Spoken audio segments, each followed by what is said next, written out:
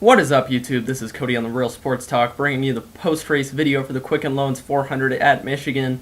And I called it 4 years to the last weekend. Dale Jr. won. He wins again at Michigan, the newly repaved racetrack, on a long green flag run, which included a pit stop. And he just made the right adjustments early. Steve Letarte did a great job of keeping up with the track, and Dale Jr. did a great job of conveying to him what was going on with the car. And they were just flat out the best car today. At the end, and that was just something that he's been doing that. He's done that a few times this year, but this is the first time, obviously, he's gotten a win this year in the points-paying kind of deal. But the race started off today with a rain delay, and that's always kind of annoying, but it's especially irritating on this track because this is the green racetrack, and the newly repaved racetrack, which just got some rubber in yesterday from the Nationwide Series race. And then this rain washed some of that off. Some of it stuck in the track, but some of it, the surface stuff, washed off. So that was something that was kind of an unknown for the drivers once they started, because they already knew the track didn't have much grip, and just having a green racetrack made it all the worse.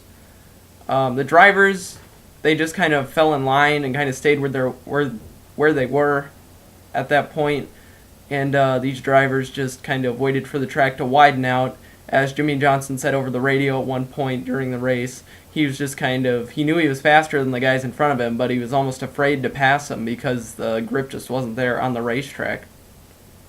But that groove did widen out, and we saw the 3 and sometimes 4 wide racing that we saw in the Nationwide Series yesterday, although that upper groove was still kind of iffy toward the end of the race. And NASCAR did a good job with helping these guys adjust their cars by having the 2 competition cautions in the race at laps 25 and 50, I believe.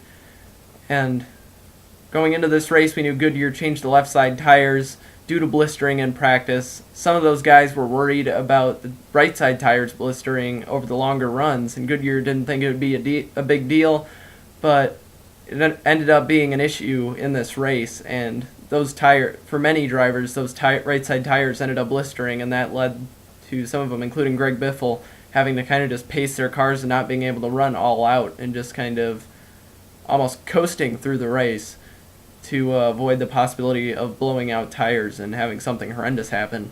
That's also what happened to Jimmie Johnson on the final run of the race. He was running well, he was charging hard toward the front. I believe he was in 3rd or 4th place, and he ended up falling back and ended up in 5th place, but he ended up running out of gas as well coming to the checkers, and he was just pacing himself. He lost a ton of time on the track. But Dale Jr. had like a 5-second lead with 5 to go, so that was good for him, and he ended up having a great race as well. The 8 cautions in this race were 2 or 3. Kurt Busch just had a rough time today. He ended up spinning early. I believe it was on the 2nd lap, and he ended up just having issues with cars going by him, and you saw him getting lapped multiple times on the racetrack. And after that the wreck where he sustained damage, that was just kind of a killer for him, and he just had not that great of a day, and he was the cause of a couple cautions. And his brother Kyle Busch had an engine problem for the 3rd week in a row with Joe Gibbs Racing. All those cars got knocked out in some way, shape, or form. Joey Logano got involved in the wreck with Casey Kane, and Denny Hamlin got involved in the wreck where they tried to go 4 wide in probably 2 or 3 lanes worth of cars, and that just didn't work out for them. He ended up catching fire on pit lane and ended up having to be assisted out of the car, but he's okay. Back to Kyle Busch for a minute, though. It's been a different part of his engine every week that's failed, so that's kind of frustrating for the engineers over at JGR, and he ends up finishing 32nd in this race. Joey Logano and Casey Kane, as I said, involved in a wreck with a slower car that was in the front of the pack due to pit strategy off of a restart. Joey Logano ends up finishing 33rd and 35th, the 2 spots that Kane and Logano came in. And Denny Hamlin, after his wreck, ends up finishing in the 34th position with his incident. So Dale Jr., 4 years to the day, or not to the day, but to the weekend, this Michigan race that he last got his victory, and he comes away with the win here. He's just been dominating all season, so that's good for him. Tony Stewart ends up coming in 2nd, Matt Kenseth in 3rd, Greg Biffle in 4th, Jimmie Johnson, as I said, in 5th. Jeff Gordon keeps on getting those steady runs. He needs wins at this point, though. He ends up in 6th. And Clint Boyer in 7th. Juan Montoya, good run for him. And his teammate, Marcus Ambrose in 9th. And Kevin Harvick comes home in 10th. And Carl Edwards, after starting in 40th place today, after not being able to qualify on that day for qualifying, he ends up in 11th, which is a decent finish considering all the ground he had to make up on the racetrack today, where passing was quite difficult. With the points now, Matt Kenseth remains in first. Junior's 4 points behind him. Greg Biffle's in third. Jimmy Johnson in fourth, moves up a spot. Denny Hamlin down a spot to fifth. And then Tony, this is where we really got to start looking at the chase and what's going to happen here.